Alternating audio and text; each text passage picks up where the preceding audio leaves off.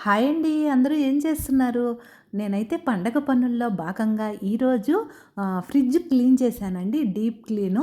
అంటే ముందు అందులో ఉండే వస్తువులన్నీ చక్కగా తీసి బయట పెట్టి, తరువాత ఫ్రిడ్జ్‌ను శుభ్రం చేసుకొని, ఆ తర్వాత ఆ ర్యాక్స్ అవి ఉంటాయి కదండీ! సైడొచ్చినటివి అవన్నీ చక్కగా శుభ్రం చేసి, తడి లేకుండా చూసుకొని, మళ్ళీ వేటికి అవి పెట్టి, ఆ తరువాత వస్తువులన్నిటివి పెడతానండి.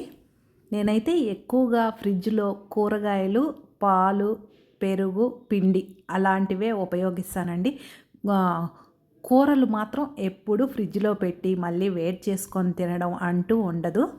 ఫ్రిడ్జ్ ఒకటి ఉంది కదా అని ఎక్కువ ఎక్కువ వండుకోవడం, అందులో పెట్టడం, అవి వేడి చేసుకొని తినడం అది చాలా హానికరం అండి శరీరానికి. అందువలన ఎప్పటికప్పుడు చక్కగా వేడిగా తయారు చేసుకొని తినవచ్చు.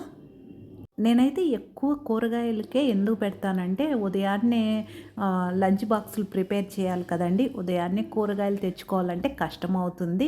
మళ్ళీ టెన్షన్ అయిపోతుంది. అందువలన చక్కగా కూరగాయలు మాత్రం స్టోర్ చేసి పెట్టుకుంటాను. మీలో ఎంతమంది ఫ్రిడ్జ్ అనేది ఎన్ని రోజులకి శుభ్రం చేస్తూ ఉంటారు? నేనైతే ఎప్పటికప్పుడు శుభ్రంగానే ఉంచుతానండి. నేను పండగలప్పుడే డీప్ క్లీన్ చేయాలనేం లేదండి. ప్రతిరోజు చక్కగా ప్రతి ఒక్క వస్తువుని శుభ్రంగా పెట్టుకుంటాను. ఇందులో ఏమేమి సర్దానో నెక్స్ట్ వీడియోలో అప్లోడ్ చేస్తాను. మన ఛానల్‌ని ఫస్ట్ టైం చూస్తుంటే సబ్స్క్రైబ్ చేసుకోండి. Thank you.